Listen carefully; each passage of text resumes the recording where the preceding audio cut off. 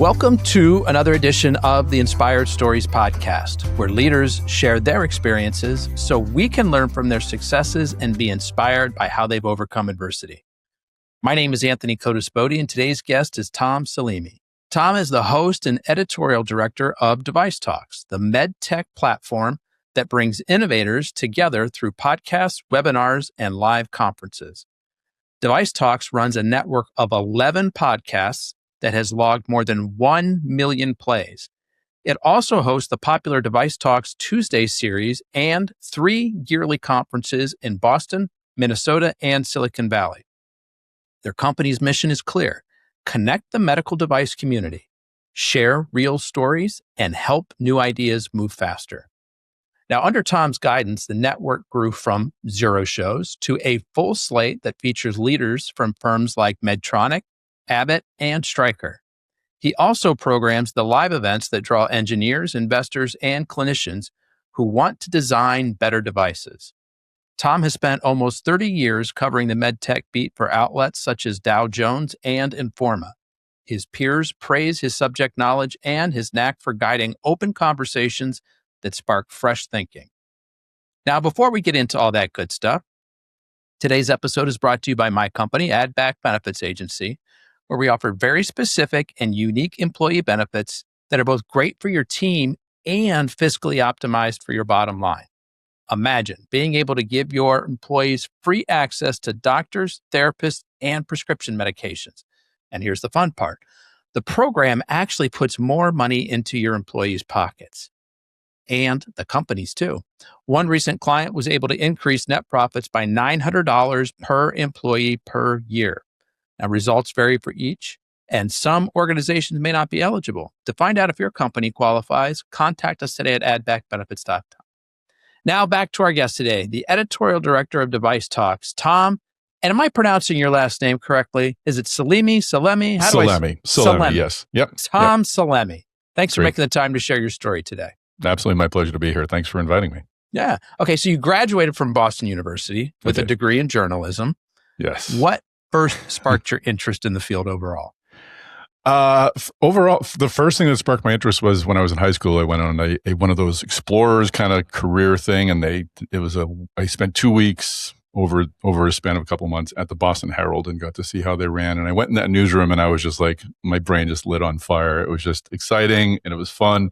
And I was a shy kid, and I was like, I kind of knew at the time, like, if I go into like a cubicle world, like I'm never going to come out. I'm never going to exist and be out there. So I intentionally wanted to be in an industry that I had to put myself forth and put myself out there and really talk to people.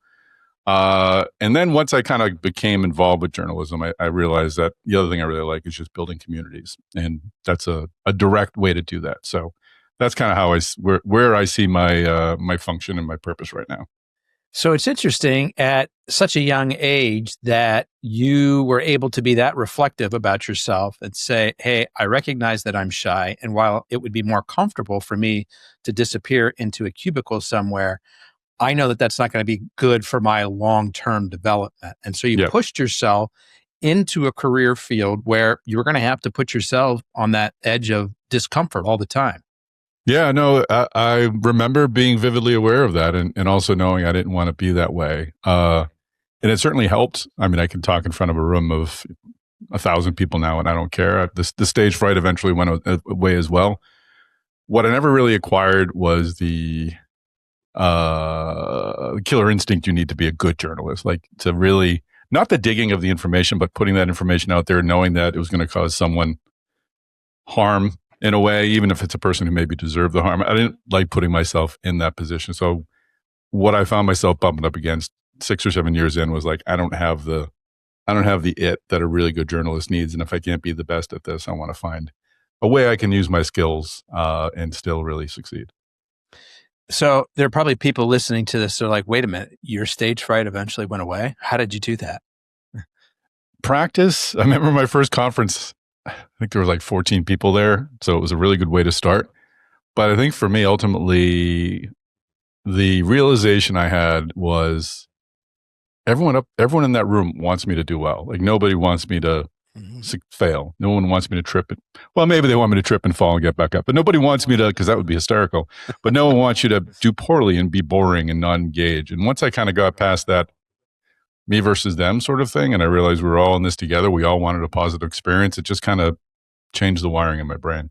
Fascinating. That was what was it for you. It wasn't like one of those old, like, picture people in their underwear kind of a thing. It was, hey, we're all in this together. We're on the same side. I believe that's true. And I don't know. I don't remember like the exact moment. Like I wasn't like lightning came from the sky or the clouds parted and the sun shone down on me. But I just remember at some point, like, what am I worried about? Because maybe I imagine myself in the audience and I'm like, well, I wouldn't want me to fail. I'd want me to really kick butt and really do well. So that started to change things for me. Nice. Okay. So you tried out journalism. There were parts of it that you were really good at and you loved. You didn't want to be in that position where you were blowing this big expose, putting people into compromising situations, uncomfortable situations. That just wasn't something you wanted to do.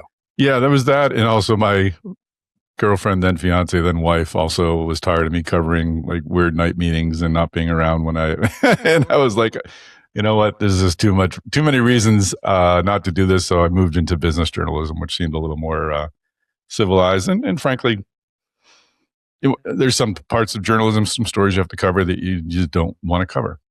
So it was easy to move out of like daily newspapers. I did, though, have a really strong part of my identity tied to newspaper journalism. When I left that, I was in crisis for like a year or so because I really felt like that's who I was. So that separation took a while for me to work through, and I'm glad I did. I want to actually hear more about that if you don't mind, because there are so many people that go through this identity crisis that you're talking about, but not many people actually discuss it.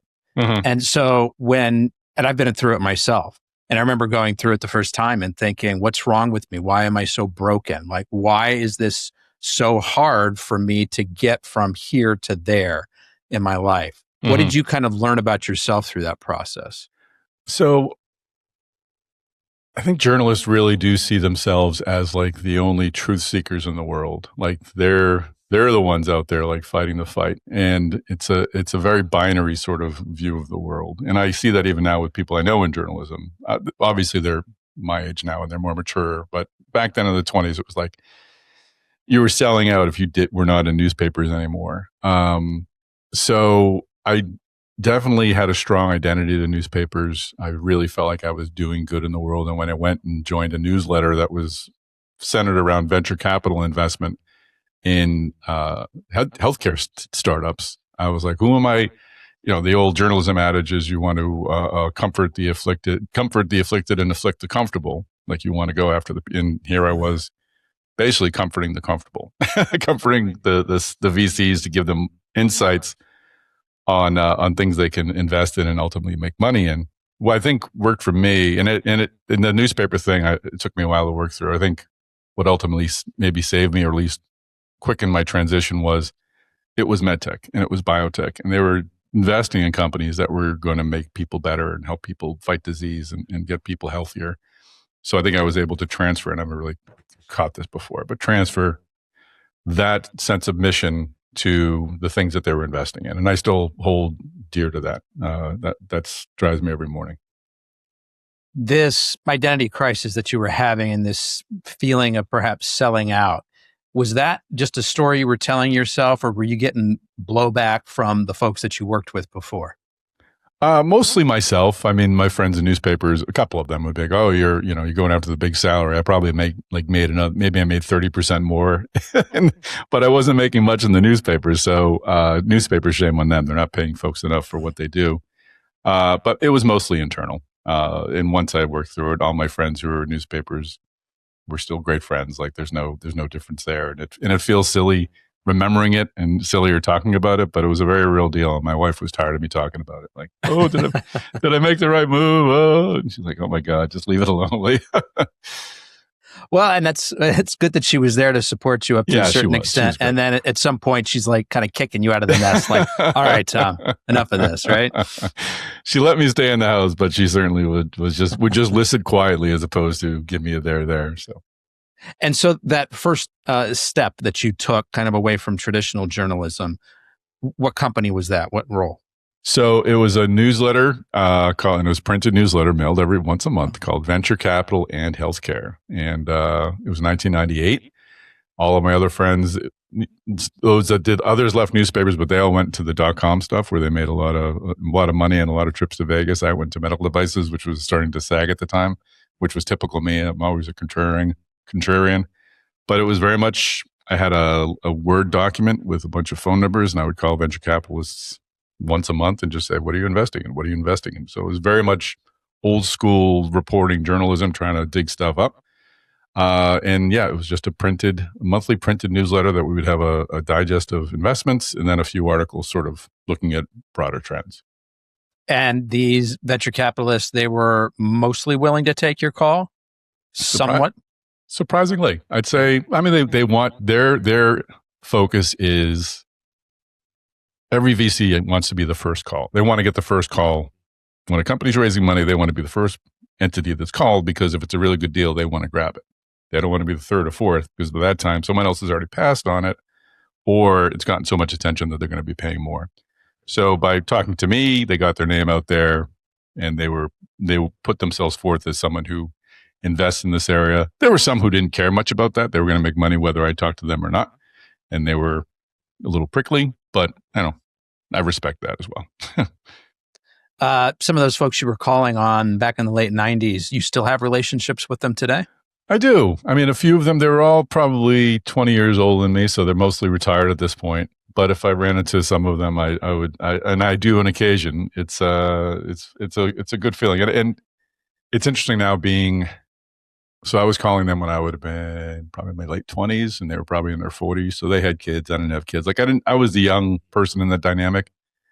Now, when I'm talking to VCs and CEOs, I'm either the same age or unfortunately slightly older.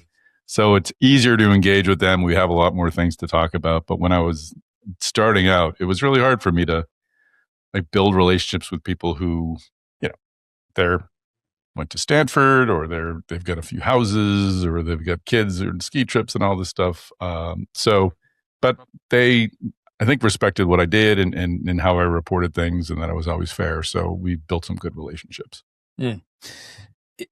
So you've been in this a long time. I know. So, kind of mid to late 90s.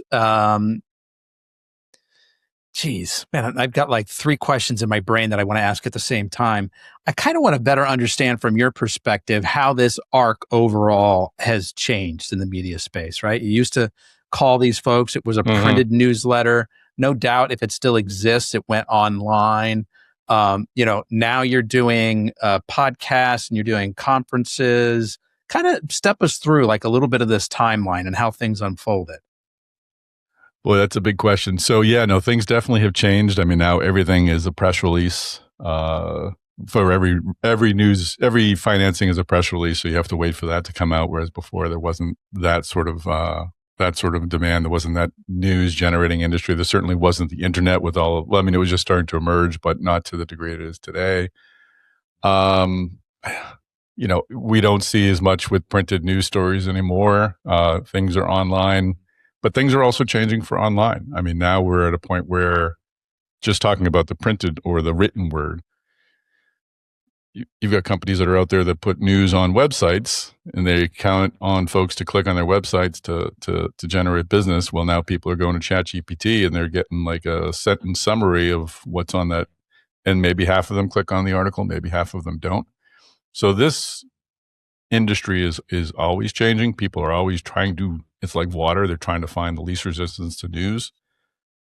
So I've just seen this sort of cumbersome process become easier and easier and easier for folks, especially in the business world where efficiency and being up to date is important. So it has changed a great deal. I wouldn't go out with a monthly printed newsletter today. I probably wouldn't put together a website either. And the question of what's next is always interesting because media continues to evolve. Where do you think it's going next? I mean, because this is fascinating, right? Like, I used to get newspapers delivered to our front door. Newspapers are failing or really struggling. The ones that are still around obviously have some combo of print and online. Yeah. Now the online versions are starting to suffer for exactly the reason that you talk about, because AI, ChatGPT, Gemini, et cetera, they're making it so easy to get the little snippet of information that you want, but you're not clicking through to their website, which means that those ads aren't getting triggered. So how do journalists stay alive in this next iteration? That's a fantastic question, and I don't have the answer. I'm snickering on the inside because my friend, who's still in newspapers, actually, he's a photographer for Associated Press. He sent me a photo today of him and his new dog, but it's a photo of him and the dog in his lap, and my friend is holding a printed newspaper, and I'm just like, what is that in your hand? I'm like, you actually have a printed newspaper delivered to your house? It really seemed out of time. So I think people are looking for, again, the easiest way to get information. I think that's why podcasts are growing and evolving, and playing a big part of that role. Unfortunately, I think TikTok and is, if you talk more national news, plays a big role in that as well. And that's an area I haven't tapped into, but you just have to find a way either to make things super easy for people to get like the bare facts of information, or you need to you need to become a trusted brand. And that's where a lot of these podcasters have really gained recognition as news sources, because the folks listening just kind of trust that podcaster's perspective on the world. And I don't listen to a lot of those podcasts. And I don't really know and we're going far afield, I don't really know if I want a podcast to be sort of a podcaster to be the curator of right or wrong or bias or not, or perspective. I don't think folks should just step within their own bubble to become informed, although I probably do some of that as well.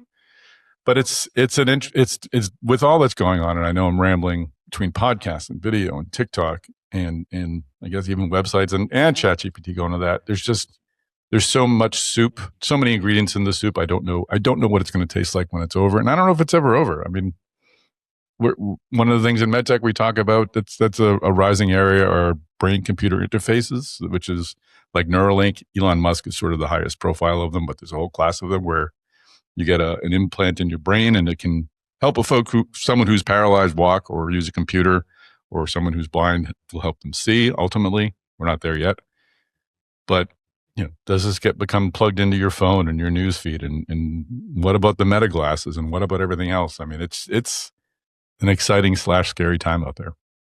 So when was your first introduction to the podcasting world?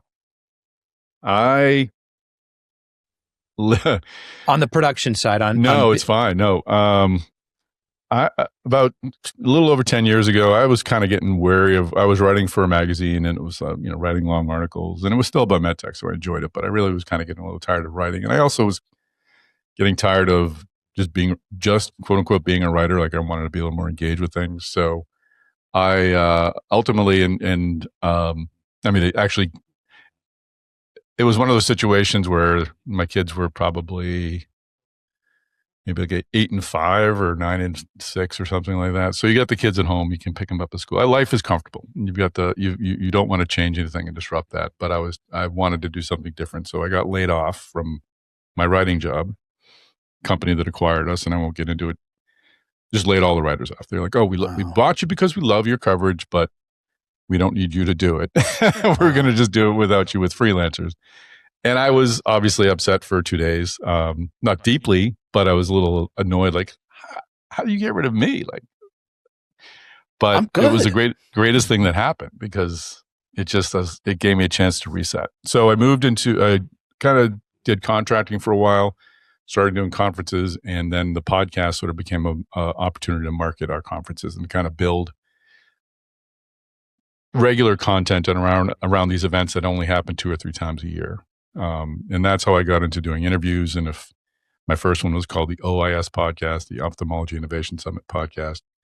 And when I listened to it, I laughed because I was terrible at it. I was just like, and I remember I was also doing some video stuff, and I had the company, and I'm sorry to go on, but the company was down on Long Island, and I was up in Boston. I would have to drive down and spend a couple of days to record video. And first time I've ever had, I don't know, we all do it now. We all stare into this camera, and we're fine with it. But when you didn't do it before, and you're trying to say things, and you're staring in the camera, there's someone behind the camera recording it. I was rocky to start with, to the point where the cameraman like went to the CEO's office and was like, I don't think this guy's going to work out. I'm like, you told him that? Like, come on, give me a chance here. But it was a very freeing time. So for me, that's how I got into podcasts, as sort of a marketing tool for an event. And it's grown from there to now I just see it as a really, I think, powerful form of media. So when you first got into it, are we talking about the role at TWH, the media company you're with now? Or this was a prior this was before. Stop? Okay. This was prior stop. So how did the opportunity to join WTWH Media, the parent company of DeviceTalks, how did that come about? So I was with that company that I referenced. They ultimately sold their events that I was working on to another company that was just a very nice people, but it was just a very large conference company. And I like a smaller company. So this opportunity for DeviceTalks came around. And so this would have been November 2019. So number one, I wanted to move into sort of a bigger role, a role where I had more influence. I wasn't just a cog in the machine, but also I wanted to really focus on just medical devices. This other company wanted me to create all these innovation summits around all these other industries like batteries and things like that, which I think is a great idea, but I'm really sorry. And when you say create like innovation summits, they also want you organizing the live events. Yes. Yeah. So I was doing some of that with this other company. I was more assisting with that. So I wasn't just doing podcasts, it was just a small part of what I was doing. My job was creating events. So we did one every year in MedTech, did some in respiratory. I helped with the ophthalmology one. I didn't organize that one myself. So it was very much a conference creation business with the podcast as a marketing tool. When I came to WTWH, it would have been very much a conference organizing role. I was the editorial director of the three DeviceTalks podcasts. And that was November 2019. March 2020, obviously the world shut down. So we were canceling our events. No one knew when we'd get back. I think we had an event in June that we canceled. And then we're like, well, maybe the one in September will still happen. This was in March.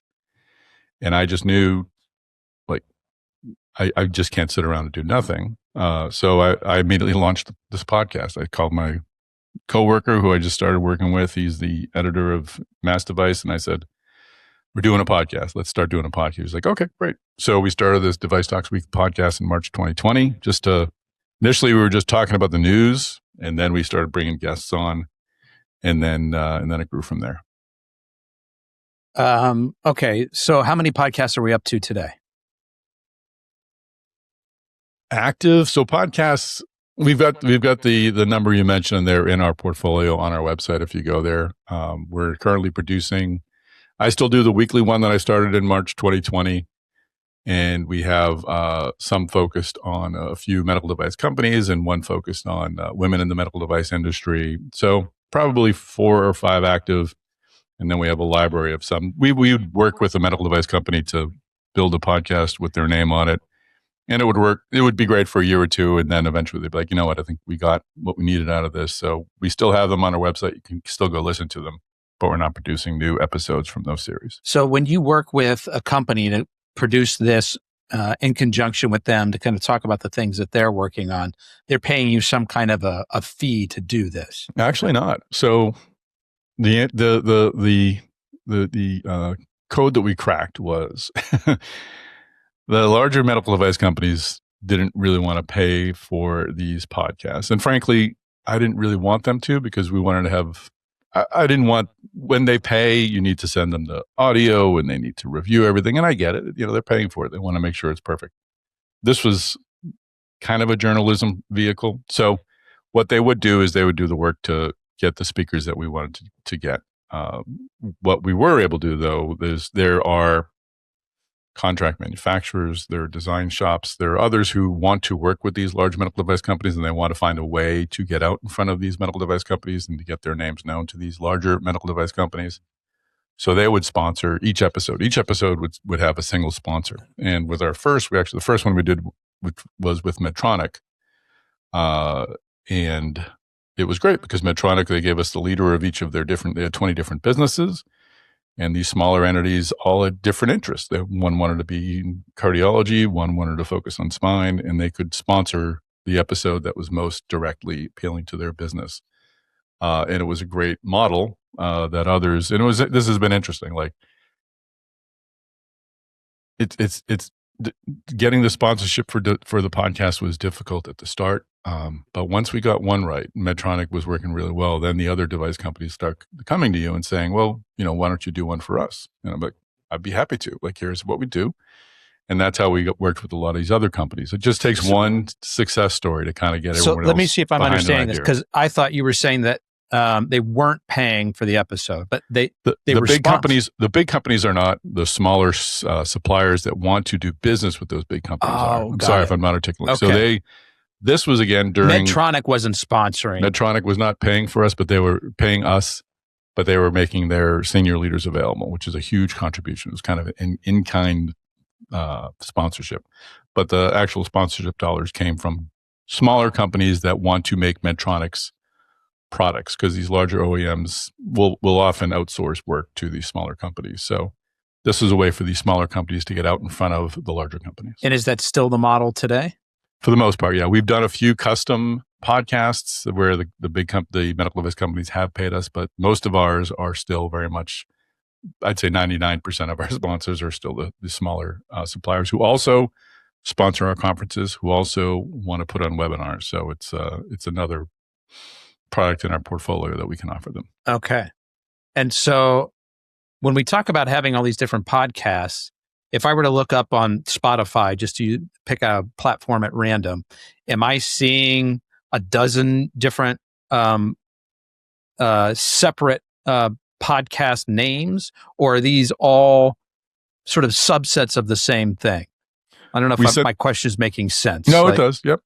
You would. I'm not sure how Spotify organizes it. You are able to subscribe to our individual podcasts on our new podcast platform that we rolled out last year. But initially, we were sending everything out through one podcast channel, the DeviceTalks Podcast Network. So on Fridays, we would send out the weekly, and then on Tuesday, we would send out one of the specialty podcasts. But they're all medical device oriented. So if I want to hear all of your podcasts, do I need to subscribe to multiple different podcasts, or all the interviews? you could just subscribe to the DeviceTalks Podcast Network, and they'll all go through that. Yeah. Okay. That helps me frame it in my head. Yeah. Okay. So the podcasts are making money, right? Mm-hmm. Because you get to interview, top leaders in the space. You're helping them tell their stories, and then the smaller suppliers that want to work with them are sponsoring those episodes. It's a chance to get their name heard. That's right. And then you also do these live events. Tell us about that. So yeah, the live events were the legacy business that I got hired to do. So we have DeviceTalks Boston, DeviceTalks Minnesota, and DeviceTalks West, which takes place in California. And they all are centered around designing and manufacturing and commercializing medical devices. So we have we'll invite leaders from the big OEMs, the larger medical device companies, to come and present and talk about their products. And then we'll also have sponsors who are designers and engineer shops give presentations as well. So it's an extension of our conversations from the podcast, where we're talking about different ways to make medical devices. Okay, and so what actually goes on at these conferences, and give me an idea of the size? Is it like 50 people kind of hanging out around a couple of tables? Is it like a trade show? We've got a bit of a trade show element to it. So in Boston, we'll have over 1,000 people at the Boston Convention Center that will be there. We've got an expo floor with booths and things like that, and that's happening May 27th to 28th next year. I'll just give a little plug. And we'll have upstairs in the session rooms, we'll have probably 4 or 5 sessions going on, and some keynotes, including sit downs with some of the larger CEOs or CEOs of the larger companies in the industry. So I'll do those interviews, and then in the morning and at the end of the day, and then in between, we'll have 5 sessions going on talking about different parts of device development. How long have these live events existed? So Mass Device is the news organization that was started, and they launched DeviceTalks, their meetings, I think 2012 or so. It was before I came on here. Initially, they were just sort of a dinner in a one interview sort of thing, and they evolved into what they are today. Actually, post-pandemic. So when I joined it, they were slightly smaller, 2-track discussions prior to 2019 or prior to my joining. And then when the pandemic hit and we had that 2-year lull, the podcast really sort of helped me make connections with a lot of the comms groups, the communication groups at these companies. Also helped me sort of see how the conference could be expanded. So when we launched DeviceTalks Boston, that was the first one we did in 2022. We had the 4 tracks going on, and it was a much bigger event. I'm trying to remember how many folks we had at that one, but I think it was 600 or 800 at that one. And I think that had been the largest DeviceTalks that we'd had at that point, if not the largest. It was very close to tying the largest. I'm trying to remember. So, so that's how it sort of evolved. Once I had the 2 years to kind of explore what it could be during the pandemic, we were able to reset and really kind of make it larger. It was also, I think, the first or second year we moved to the larger convention center, which makes those bigger meetings more necessary. But we did wait a few years to relaunch DeviceTalks Minnesota. We actually just brought that back last year, and that's actually a smaller event. That was 300 people in Minnesota at a really cool site at the University of Minnesota. Still multiple tracks, but it was more of an intimate conference. It wasn't an expo floor. And then West is kind of a combination of the two. And so now that you're doing these bigger events, you're doing all these podcast interviews, how does your thought process in terms of relationship building compare to back in 98, when you had this spreadsheet of folks that you were just calling every day? Is it pretty much a similar process, or? Well, because I deal now with a lot of larger companies now, and most of my initial communication will go through them.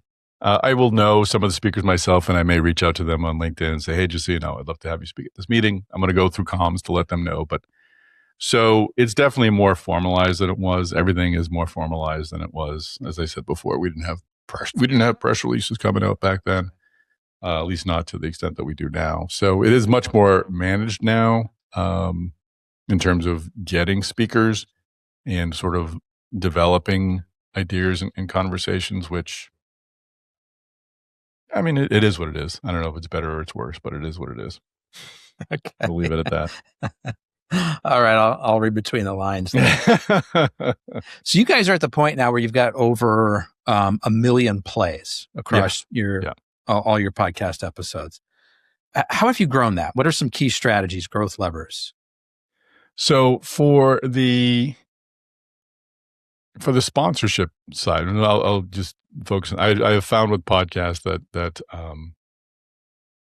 it's really important to be very specific in what you're speaking to when you're trying to sell a B2B podcast. Like there was very little interest, and maybe that's evolved over the last 4 years, but in a broader MedTech podcast, what people really like to assign to is a certain technology or a certain company. So growing the sponsorship side of things really required us to think about different areas that we could focus on and make the podcast interesting enough to everybody, but specialized enough to focus on sponsors.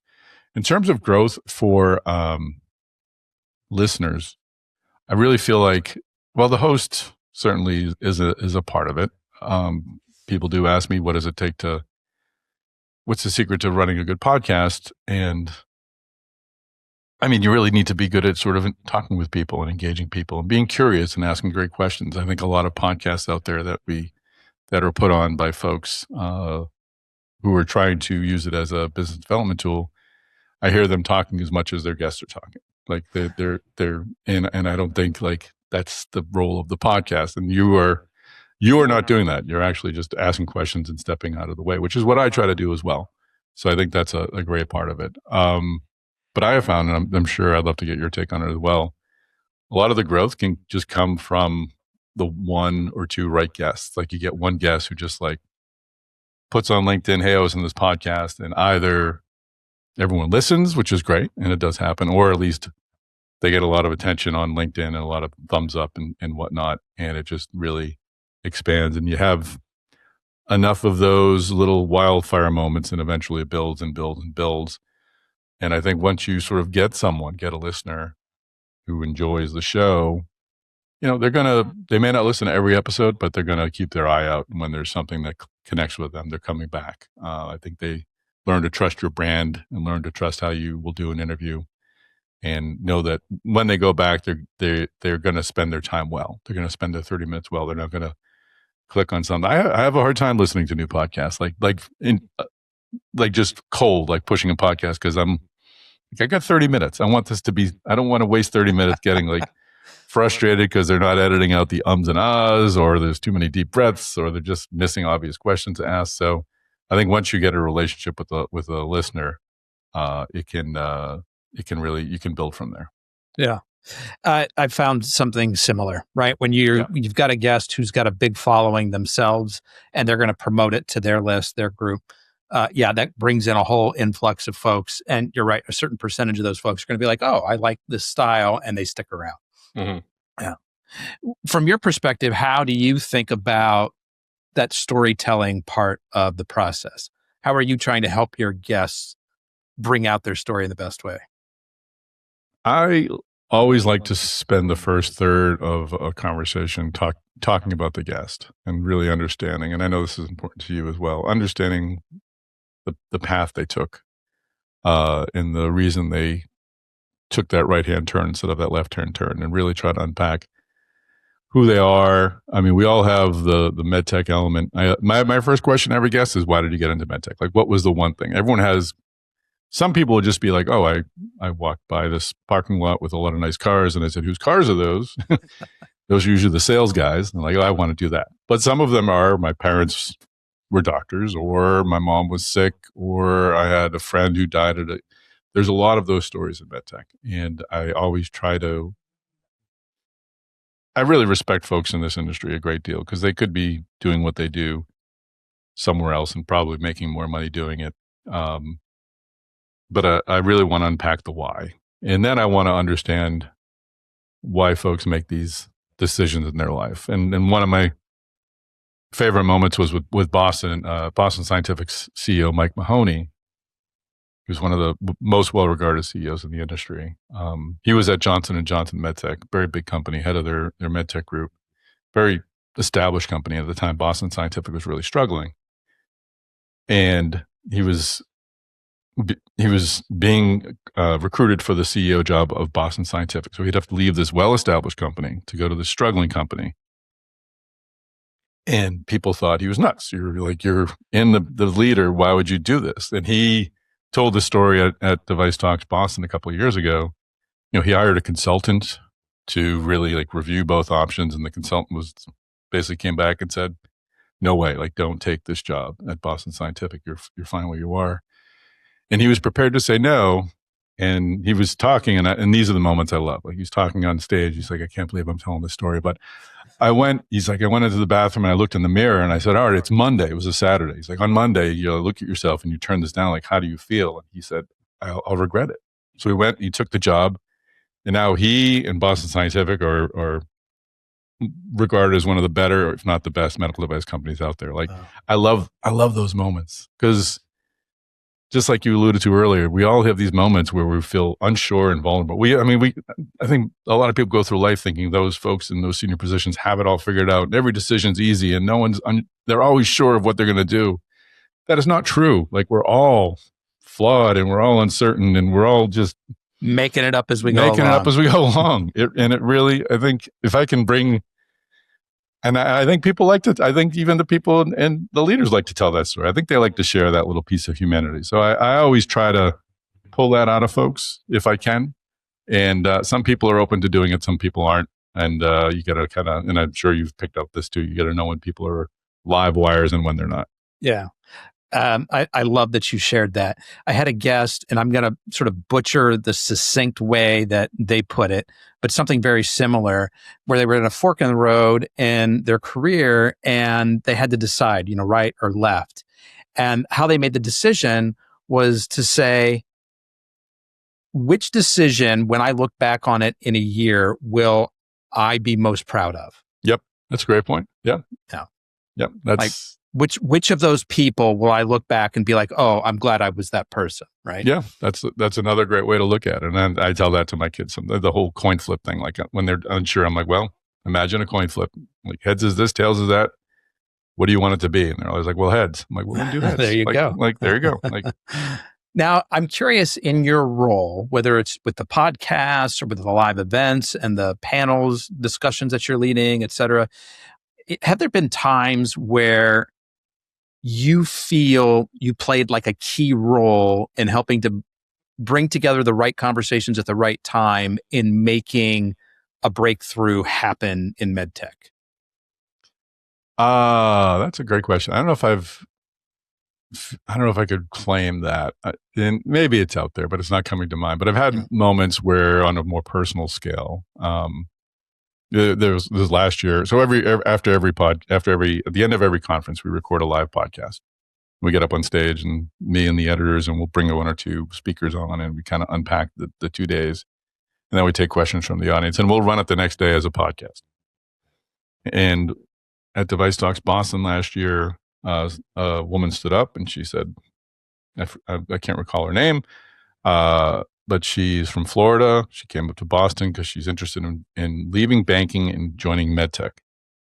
So one of our panelists, who was an executive recruiter, asked, well, why do you want to do that? And she shared a very similar story. My mom's been sick. She's been in the hospital. I've seen these medical device folks there, and I really feel like I want to do that. And it was one of those kind of affirming, oh, this is, we're in a good industry. We're drawing people to this industry. What I found out 6 months later at DeviceTalks West was someone else in the audience went up to her after and said, I head of sales at this medical device company. Like, why don't we have a conversation? And he ultimately ended up hiring her and brought her into the medical device industry because she stood up and asked a question at a stupid podcast recording that I did at one of my dumb conferences. Like, this woman's life, her dream of a career change has happened. So if I know about this one, I'm almost sure there's probably 5 I don't know about, if not more. And if I can change the world one person at a time that way, I'm fine with that. I mean, I don't need to help anyone cure cancer, but if I can make a lot of people happier, that's great. Of course yep. You have. I mean, how many podcasts have you recorded? Hundreds? Hundreds. I can't remember. Yeah. And how many times has there been a listener there, like heard somebody talking and they just reached out to them on their own? And I hope so. You would have never known. Yeah. Yeah. I hope so. Yeah. I think that's great. Where do we go next here? We've covered a lot. We have. Why don't we do the big serious challenge here, Tom? Because I think that's where a lot of growth happens for people. We don't often talk about these really hard things that we go through. And so people just see like where you are now, quote unquote, top of the hill, everything came easy. Tom just had this path laid out for him. It was inevitable. And it's like, no, there have been some really hard things that have shaped you along the way. What's an example of one of those?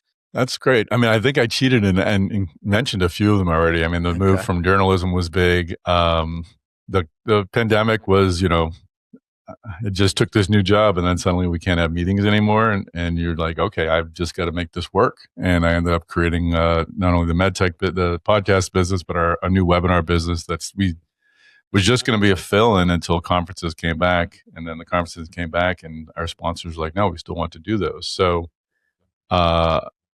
but for me, going back to being laid off at that time,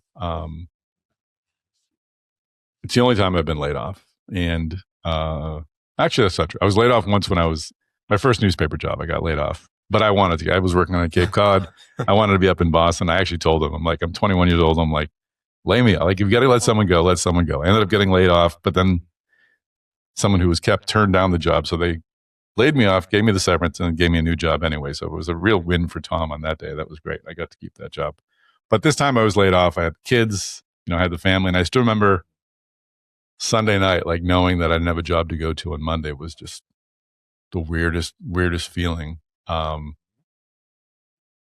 I don't know if I don't remember doing this consciously, but I really took it as like, this is not a moment to be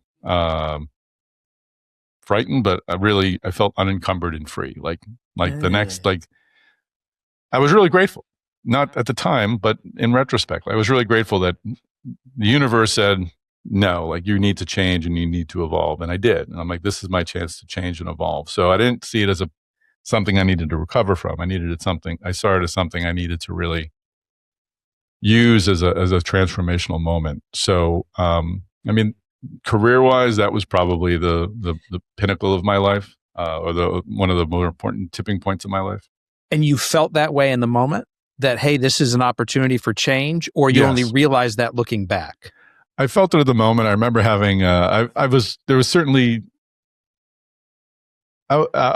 frightened to some degree, but I did feel it at the moment, not to be crass about it, but I remember having lunch with a friend, and I was just, after a career of journalism where you're not making much money, I was like, I think I said, Tommy's got to get paid. I was like, I got to find a way to use I recognized I had skills and I had marketability. Or I was starting to see it. Would have been mid-30s. No. Yeah. No, it was 40. It was 40. Ish. My math skills are slipping. No, mid-30s, 40s. Anyway, I'd been working enough where I knew what I was capable of doing. But I just knew at the time that I didn't want to go just find a writing job somewhere. In fact, I actually was recruited by one company. It's a very good company, and the guy's great. And we're talking, and he's like, "Do you even want to do journalism anymore?" And he was kind of like, and you know what? I was like, "You know what? I don't think I do." Like, thanks for the question. And he was like, "Okay, like, well, good luck to you." I'm like, "Okay, great, thank you very much." So it was definitely, I glad I used that time to really listen to the voice that told me you want to be something different. And I'm really happy with the way things turned out. I mean, I was fortunate with the podcasting. It wasn't something I was thinking of doing actively. I'm fortunate that I'm good at it. I mean, I've always been a good interviewer, but I think I'm engaging enough with listeners that they like to listen. So I think I always encourage people when they're laid off, especially when you see it on LinkedIn, like, it's the most trite thing you can say, but like, this really is an opportunity. I know it feels bad right now, but this really is an opportunity. And I'm glad I took that opportunity at the time. I feel like I'm rambling a bit about it, but yeah, I think people would probably find it really helpful to hear more about how you got through some of those like really sticky days, right? Where because it's one thing to look in the rearview mirror and be like, okay, now I've got a ton of gratitude for that, and like, you were aware enough in the moment to say, hey, like, this is an opportunity for me to change. But what wasn't immediately clear to you is what that change needed to be. Yeah. And I think that's probably the sticky place where a lot of listeners are right now. We're recording this at the end of December 2025. The economy not great for everybody. Some people looking for work. Like, what advice, kind of looking back and thinking like where you were and how you got through sort of the day to day, like, what were some of the key things that you did that might be helpful advice for others? I ran a half marathon. I trained for a half marathon. And I was not a big runner. I was only doing some 5Ks here and there, but I was like, all right, I've got time during the day. Now's the time to do it. And I'm glad I did that. But in terms of the work, things came together pretty quickly for me. So I'm grateful of that. But I do remember thinking actively, like, every day I'm going to meet with somebody. Every day I'm going to have a phone call. Every day I'm going to try to create an opportunity that maybe can grow into something in the future. So I was constantly out there, and this isn't a unique piece of advice, but you really need to reach out to your network. And I do believe, and I do tell my sons this all the time, like, people do want to help when they can, like, especially young people. When I have someone in college reaching out to me on LinkedIn, and if they want to meet with me, I meet with them. Like, I'm like, sure, like, I can give you a half hour. We can talk. I think people do want to help. So I do encourage people to get out there and try to have a lunch every day, try to have a coffee every day. But the most important thing for me at that time was I didn't rush, and I really valued myself, and even said no to a job offer that I would have traditionally said yes to, because I was always just so quick to accept other people's value of my abilities. I learned to say no, which is a pretty powerful thing to say. Like, when you say no, it's not the end of a conversation. It just sort of gives that person that you said no to an opportunity to really assess how much they value. And if they want to come back with more, then it's a stronger relationship. Then it's a strong relationship. So I don't know. I don't know if I'm giving any other piece of advice other than just listen. Don't act out of fear. Don't just take a job to take a job, and to really, if you can, even if it sets you back financially short term, try to set yourself up for a long term gain. Well, here's what you just said, Tom, that I really liked. Do something every day. Yeah. Right? A coffee, a lunch every day. Get out there, talk to people.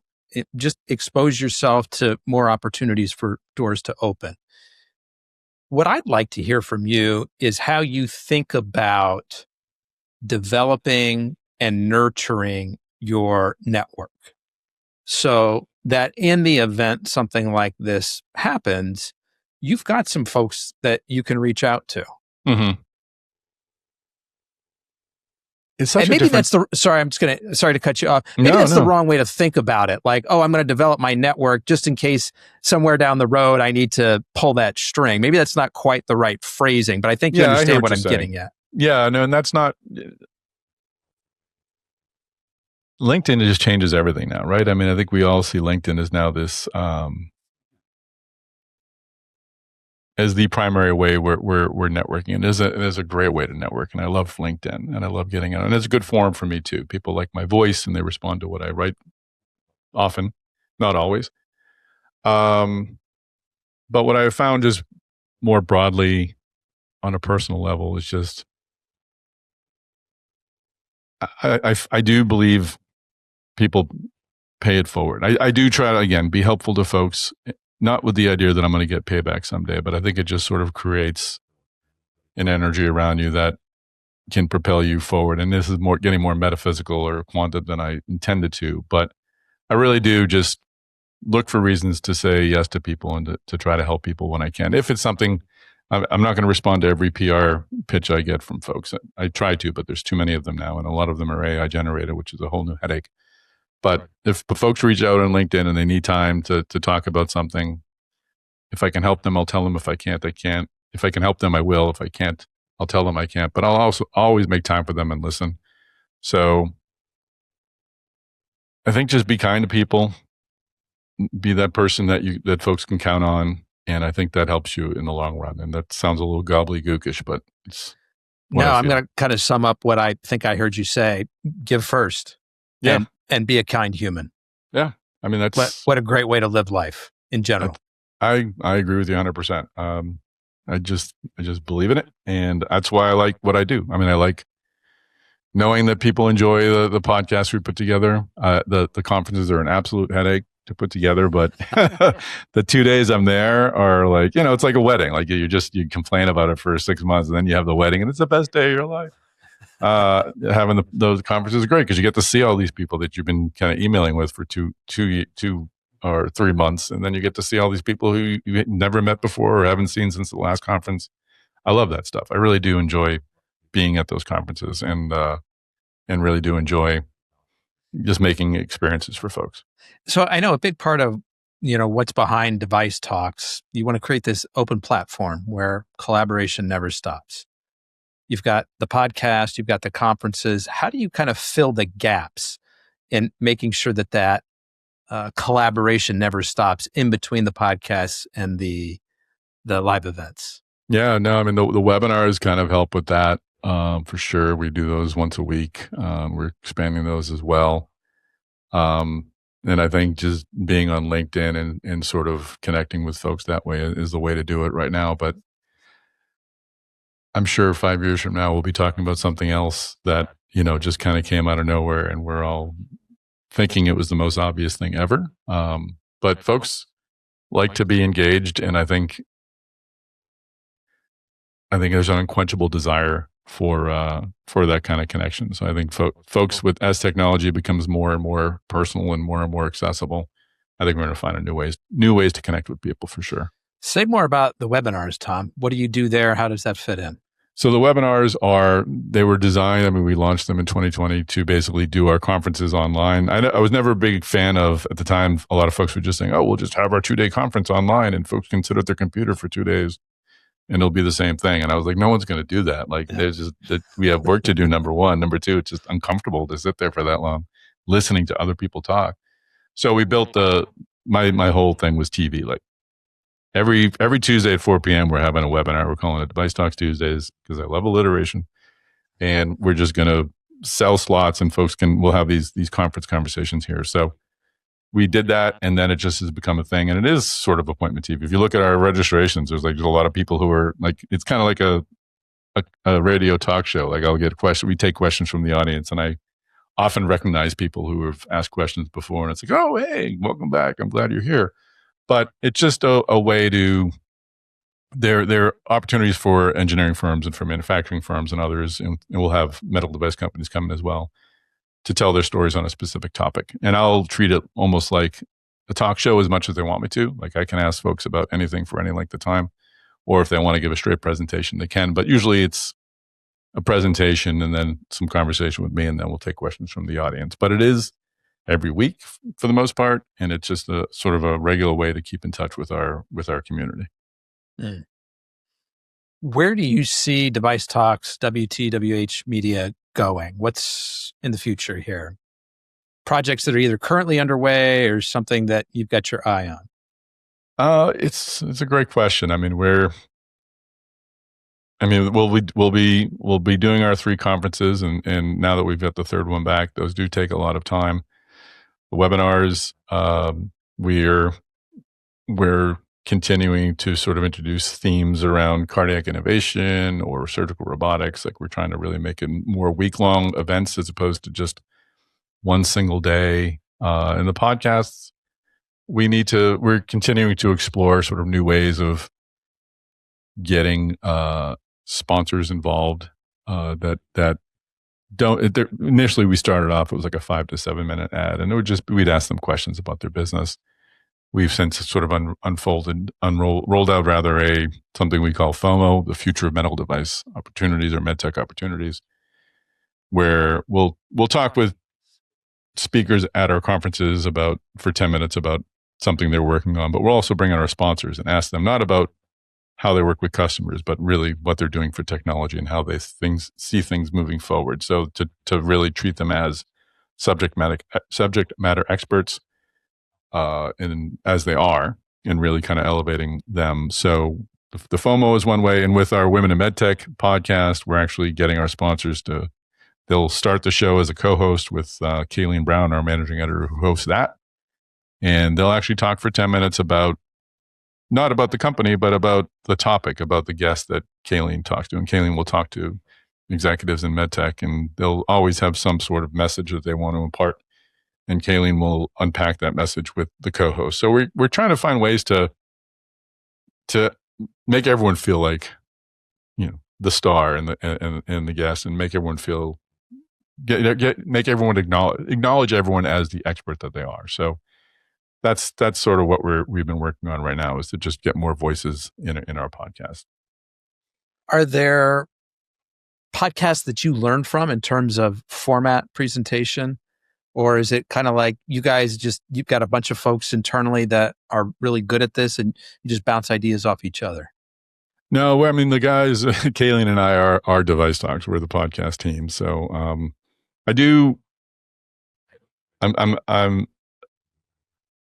growing more fond of sort of longer podcasts. And one in particular, I don't know if you listen to the Acquired podcast, where they'll have podcasts that are like 2 or 3 hours where they just unpack a story of a company. And it's really more of, I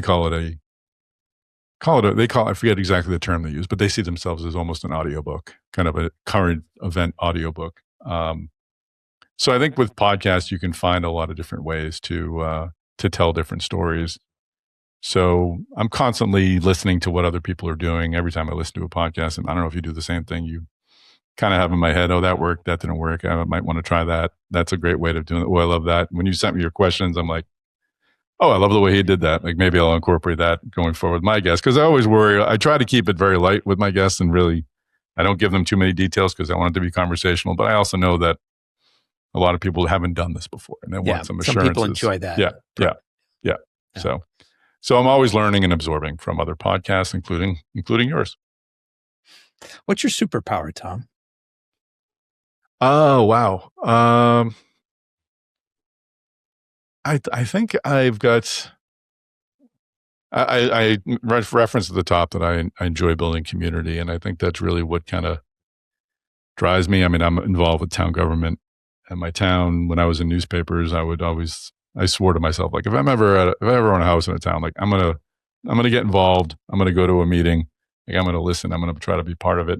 I've always been the sucker who's been the assistant coach for whatever sport that I'm terrible at, but I'm great at telling kids to like line up or don't run off and chase butterflies. So I like making other people feel welcome and involved.